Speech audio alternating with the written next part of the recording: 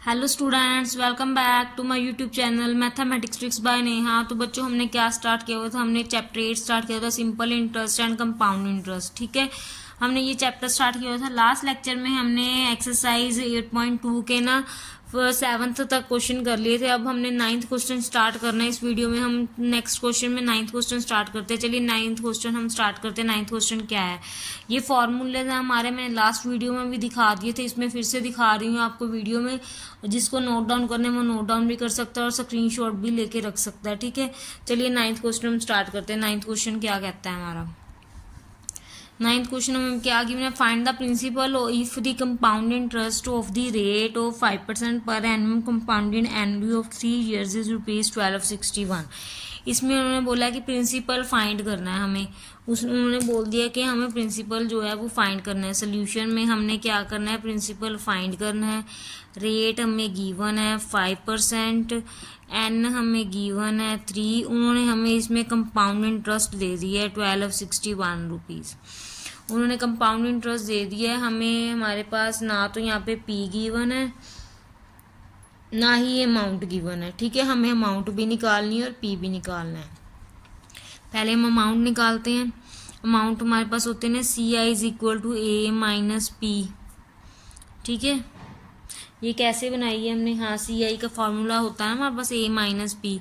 तो CI हमारे पास क्या गिवन है? 1261 गिवन है। अमाउंट हमारे पास नहीं है, ना ही हमारे पास P गिवन है।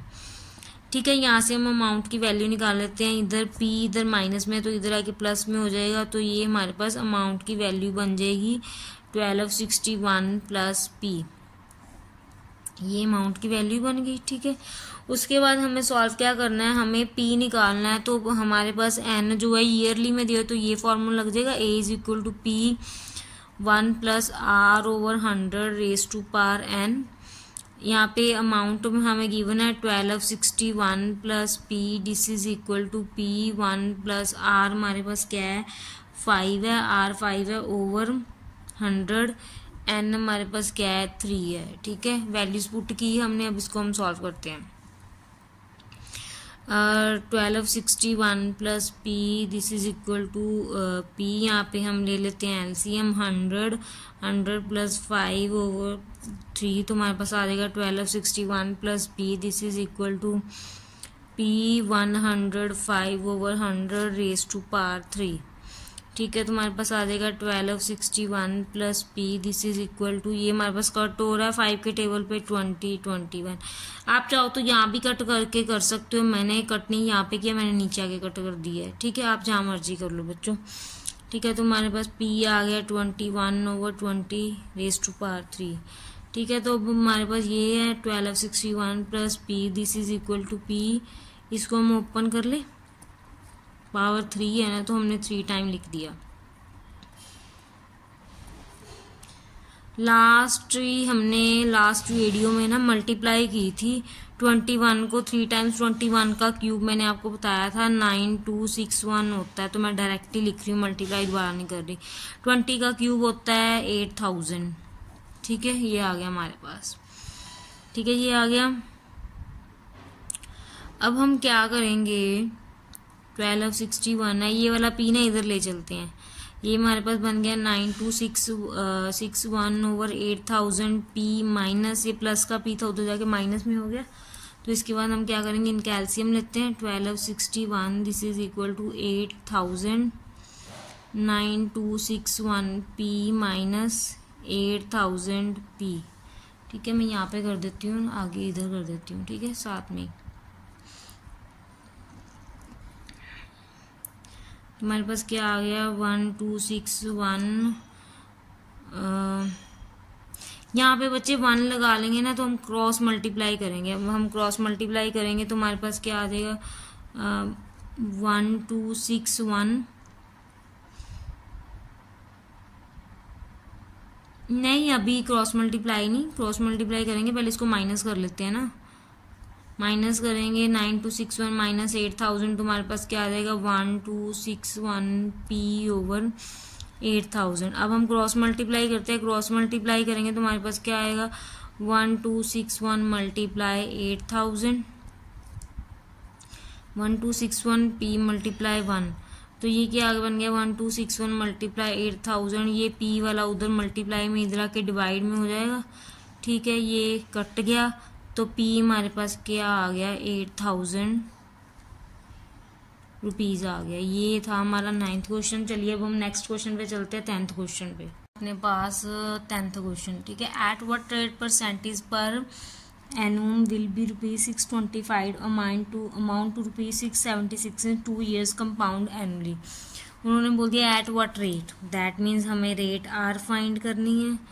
पी हमें दे दिया उन्होंने 625 रुपीज़ एंड एनुअम अमाउंट हमें दे दिया उन्होंने 676 रुपीज़, ठीक है। एन हमें दिया उन्होंने 2 year, ठीक है। गिवन है एन, बच्चे स्मॉल डालना है, मैंने कैपिटल डाल दिया, ठीक है। एन 2 year, तो फॉर्मूला क्या है अमाउंट का हमारे पास P1 + R/100 raise to power n, that means amount given है 676। पी हमारे पास है 625, 1 + R/100 raise to power n। ये इधर मल्टीप्लाई में है तो इधर जाके डिवाइड में हो जाएगा, 1 + R/100 raise to power n, ठीक है। ये आ गया हमारे पास। अब हमें n दिया हुआ है, सॉरी बच्चे, हमें r निकालनी है। n दिया हुआ है, n हमें 2 year दिया हुआ है, ठीक है। n 2 years दिया हुआ है, हमें r निकालनी है। अब आप ना इसके फैक्टर बना लो, 676 के फैक्टर बनाओगे ना तो ये होता है 26 × 26 और 625 होता है 25 × 25। 676 के अगर आप फैक्टर बनाओगे ना तो देखोगे 26 का स्क्वायर और 26 25 के फैक्टर बनाओगे तो 25 की पावर 2 बनेगी, ठीक है। ये मैंने क्यों स्प्लिट किया ये आपको मैं आगे जाके बताती हूँ, ठीक है। ये मैंने क्यों किया, पहले हम इसका एलसीएम ले लेते हैं। अब 26 × 26, 25 × 25 over 100 plus r raise to power 2, ठीक है। अब ये मैंने क्यों स्प्लिट किया था, क्योंकि हमें r निकालना था। r निकालने के लिए हमने ना इसकी पावर बनानी पड़ेगी। देखो मैं आपको बताती हूँ, ठीक है। ये 2 पावर है ना, 26 का स्क्वायर है तो पावर में लिख सकते हैं ना, बिल्कुल लिख सकते हैं। तो हमने पावर्स में लिख लिया।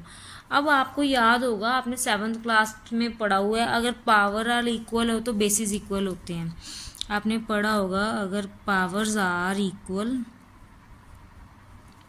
तो देन बेसिस आर इक्वल। अब इसमें पावर्स इक्वल है ना, इसकी पावर 2 इसकी पावर 2 है। अगर पावर्स इक्वल है मतलब पावर्स इक्वल है दैट मीन्स 2 = 2, तो ये भी तो इक्वल हो जाएंगे। 26/25 is equal to 100 plus r/100, ये भी इक्वल हो गए। अब क्रॉस मल्टीप्लाई कर दो, क्रॉस मल्टीप्लाई करोगे 26 × 100 25 और 100 प्लस r, क्रॉस मल्टीप्लाई यहाँ पे मैं लिख देती हूँ, क्रॉस मल्टीप्लाई किया हमने, ठीक है। 26 को 100 से करेंगे 2600, अब इसको हम करेंगे 25 को 100 से तो 2500 प्लस 25r। 2600 और मल्टीप्लाई में है, इधर प्लस में है तो इधर आके माइनस में हो जाएगा। 25r माइनस करेंगे तो 100, ये इधर मल्टीप्लाई में है तो इधर आके डिवाइड में हो जाएगा, ठीक है। आप इसको 5 के टेबल से कट करो, चाहे मैं तो 25 पे कर रही हूँ। 25 × 1 = 25, 25 4 = 100 होता है। तो r हमारे पास आ गया 4%। ये ही फाइंड करना था, ये हमारे पास आ गया, ठीक है। क्लियर है सबको। इसका अब नेक्स्ट क्वेश्चन करते हैं 11th क्वेश्चन, ठीक है। 11th क्वेश्चन हमें क्या गिवन है, in how many years will ₹4,000 amount to ₹4630.50 at 5% per annum compounded annually. उन्होंने बोला ईयर्स, मतलब कि हमें एन फाइंड करना है, टाइम फाइंड करना है, हमने एन फाइंड करना है। ईयरली बोल दिया ना उन्होंने, इन हाउ मैनी ईयरली, तो एन फाइंड करना है। पी हमें कितना गिवन है, पी हमें गिवन है 4000 रुपीज़, अमाउंट हमें गिवन है 4630.50 रुपीज़, रेट हमें गिवन है 5%, ठीक है। अमाउंट का फॉर्मूला लगाते हैं, P1 + R/100 raise to power n। Amount given है हमें 4630.50, P हमें गिवन है 4001 प्लस रेट हमें गिवन है 5/100, n हमें फाइंड करना है। ठीक है, n हमें फाइंड करना है। तो हम क्या करेंगे, ये इधर मल्टीप्लाई में इधर जाके डिवाइड में हो जाएगा। यहाँ पे पॉइंट्स भी हमने हटा दिया बच्चे, पॉइंट हटा के 1 पॉइंट के बाद 2 वैल्यूज है तो नीचे 2 zeros आ जाएंगी, ये ऐसे हो गया। ठीक है, अब हम इसको कट कर लेते हैं, 5 1 = 5, 5 2 = 10, हमारे पास आ गया 1 + 1/20। इसका एलसीएम लेते हैं, 20 + 1 दिस इज इक्वल टू 46305। यहाँ पे एक जीरो के साथ एक जीरो कट हो रही है तो हमारे पास बन जाएगा 440। ठीक है, इसका एलसीएम लिया तो हमारे पास 21/20 रेज टू पावर n। ठीक है, अब हम ना इसको आगे अब हम क्या करें, इसको सिंप्लीफाई करने के लिए ऐसे करते हैं, हम इसको ना 5 से कटिंग करते हैं। 5 से कटिंग करेंगे, 8 5 8 = 40 0 0, यहाँ पे आएगा 9261। तुम्हारे पास क्या आ गया, 9261/8000 this is equal to 21/20 raise to power n। तो बच्चों हमने सारी एक्सरसाइज कर ली। आपको याद तो होगा 9261 हमारे पास एक्सरसाइज में 2 से 3 बार आ गया क्वेश्चन में। मैंने आपको बताया है कि 21 का क्यूब होता है, मतलब कि 21 × 21 × 21 होता है 9261। 8020 × 20 × 20 हो सकता है। यह मैंने अब क्यों सप्लीट किया, आप बोलोगे कि पिछले क्वेश्चन में भी सप्लीट कर दिया था, अब भी कर दिया। क्यों किया है, क्योंकि हमने ये सेम बना दिया ना। ये देखो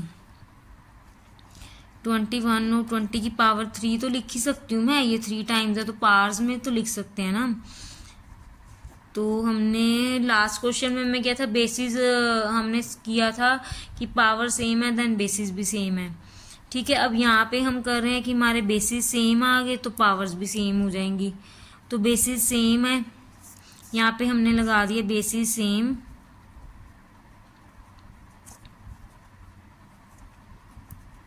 then power same.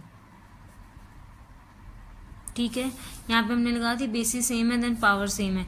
That means 21/20 same है, तो दैट मीन्स n 3 के इक्वल आ गया, तो निकल गया। हमने n ही तो फाइंड करना था, n कितना आ गया, 3 years आ गया, हमने यही तो फाइंड करना था। ठीक है, तो यहाँ पे बच्चों आपकी 8.2 एक्सरसाइज कंप्लीट होती है, इसके साथ ही आपका 8th चैप्टर कंप्लीट होता है। नेक्स्ट लेक्चर में हम नेक्स्ट चैप्टर स्टार्ट करेंगे। ठीक है, मैंने आपको फर्स्ट टर्म के चैप्टर करा दिए, फर्स्ट चैप्टर करा दिए, 5th चैप्टर करा दिए, 7th चैप्टर करा दिए, और आज हमारे लेक्चर में 8th चैप्टर भी कंप्लीट हो चुका है।